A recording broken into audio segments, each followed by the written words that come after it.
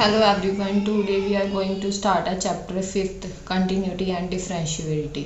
Continuity नाम से ही पता लग रहा है कि कोई चीज़ कंटिन्यूस चलती है। जैसे हमारे घर में सप्लाई आती है, ठीक है, पावर सप्लाई आती है, उसके लिए एक वायर यूज़ होती है। अगर उस वायर को कहीं से भी क्रैक हो जाए तो मतलब हमारे घर में इलेक्ट्रिसिटी नहीं आती, तो मतलब कि क्या होता है कि उसकी कंटिन्यूटी टूट गई है।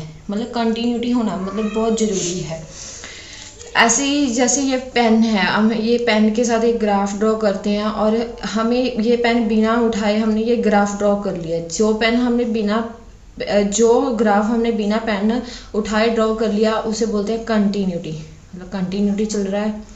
अब ऐसे ही एक एग्जांपल देखो ग्राफ की, x is equal to 0, y is equal to 2। अगर x 0 है तो y 2 है, ठीक है। अगर x नॉट इक्वल टू 0 है तो y 3 है। 0 नहीं है, या इस साइड कोई भी वैल्यूज़ हो सकती है या इस साइड कोई भी वैल्यूज़ हो सकते हैं। मतलब ये लाइन ड्रॉ हो सकती है या ये लाइन ड्रॉ हो सकती है। मतलब कि एग्जैक्ट हमें वैल्यू नहीं पता और इसके लिए यहाँ से पेन उठाया और यहाँ से भी पेन उठा लिया, मतलब ये चीज़ कंटिन्यू नहीं है। Function is not continuous. Continuity मतलब फंक्शन क्या होता है कि limit x tends to a f x is equal to f a. ये होता है कि फंक्शन की लिमिट और जो लिमिट दी गई होती है equal to f function of a के होनी चाहिए, तो वो फंक्शन क्या होता है कंटिन्यूस। एक इस चीज़ से भी कंटिन्यूस शो किया जा सकता है। या एक होता है left hand limit equal to right hand limit is equal to f a. Left hand limit equal to right hand limit और equal to f function of a होना चाहिए, तो लिमिट एग्जिस्ट करती है, फंक्शन कंटिन्यूस हो जाता है। अगर लेफ्ट हैंड लिमिट और right hand limit not equal है तो लिमिट डज नॉट एग्जिस्ट होगी, ठीक है। अगर हमें एक क्वेश्चन दिया गया, आप क्वेश्चन से जल्दी समझ आएगा। क्वेश्चन देखो, f x 2x + 3 check x is equal to 3। हमने check x is equal to 3 करना है।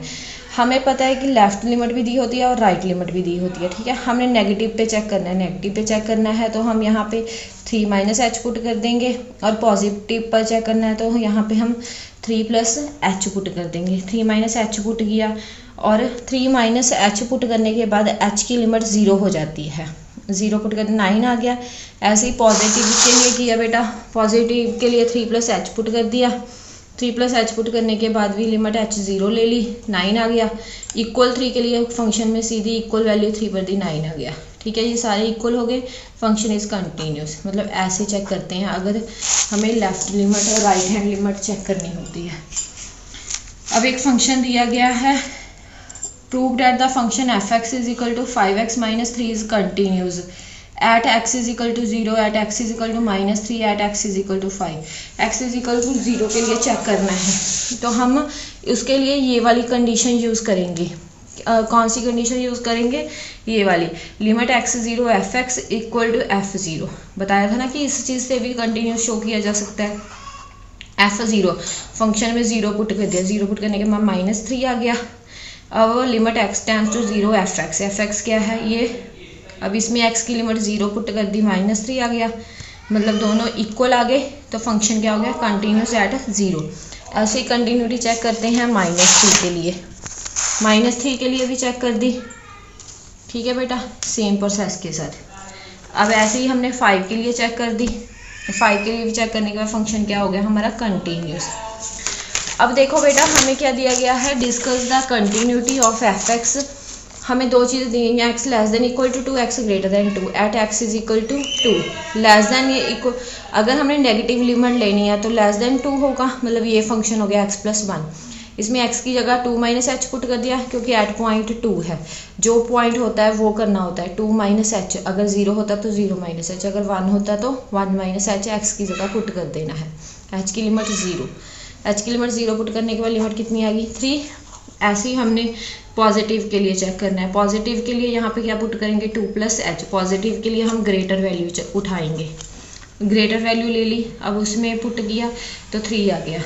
अब f(2) के लिए जहाँ पे इक्वल का साइन है वहाँ पे 2 के लिए डायरेक्ट लिमिट पुट कर दी, पुट करने के बाद कितना आंसर आ गया हमारा 3। तीनों बराबर आ गए तो क्या हो गया, f is continuous at x is equal to 2। Examine the continuity of f x at x is equal to 0। ये फंक्शन दिया गया है लेस देन के लिए, वैसे सेम प्रोसेस कि 0 - h पुट कर दिया लेस वाले फंक्शन में। वो लेस वाला फंक्शन नेगेटिव फंक्शन होता है, ग्रेटर वाला फंक्शन पॉजिटिव फंक्शन होता है, ठीक है। ये आ गया sine h upon h limit h 0 ये 1 होता है, ये फॉर्मूला हमने +1 में किया है। ऐसे ही पॉजिटिव के लिए यहाँ पे डायरेक्ट 0 + h पुट कर दिया, फिर h की लिमिट 0 पुट कर दी, कितना आ गया हमारे पास 1, और 0 पुट किया 0 पे, डायरेक्ट 0 + 1 1। तो f is continuous at x = 0। ऐसे ही डिस्कस द कंटिन्यूटी डिस्कस करनी है। ऐसी सेम प्रोसेस के साथ हमने ये नॉट इक्वल टू 0 है, मतलब लेस वाला फंक्शन भी यही है और ग्रेटर वाला फंक्शन भी यही है। हमने यहाँ पे पुट कर दिया 0 - h 0 - h लिमिट h की 0। हमारे पास आ गया h cos 1 - h, modulus h less than equal to 1 होता है, चाहे नेगेटिव हो चाहे पॉजिटिव, दोनों लेस देन 1 होते हैं। लेस देन 1 मतलब 0 होते हैं, तो 0 आ गया। ऐसे ही सेम इसके साथ ये पॉजिटिव है, ये भी क्योंकि सेम है ना, मॉडुलस मतलब प्लस माइनस दोनों की वैल्यू लेस देन 1 होती है, मतलब ये भी 0 आ गया। Same f is continuous eight 0। Forward value of k becomes continuity at x = 3। इस पर हम यही वाला फॉर्मूला लगाएंगे जो सबसे पहले किया था। लिमिट है, क्योंकि हमें दिया गया है कि फंक्शन कंटिन्यूस है तो limit x tends to 3 f(x = f3)। Function of 3 कितना है k, ठीक है, क्योंकि इक्वल के 3 पर इसकी वैल्यू कितनी है k, और फंक्शन ये है। इस पे x² - 9 अपॉन x - 3, एक बार प्लस लिख लिया, एक बार माइनस कैंसिल कर दिए, उसमें लिमिट पुट कर दी x की 3, k की वैल्यू कितनी आ गई 6। सेम ऐसे ही ये क्वेश्चन करना है, इसे भी 0 पे चेक करना है। 0 पे ये सॉरी कंटिन्यूस है तो ऐसे दिया गया है, फंक्शन लिख लिया, 0 पे इसकी वैल्यू k है। 1 - cos x 2 sin² x का फॉर्मूला होता है, 2 के साथ 2 कैंसिल हो गया। sin x अपॉन x की होल स्क्वायर, इस ये क्या होता है 1 की स्क्वायर किया 1।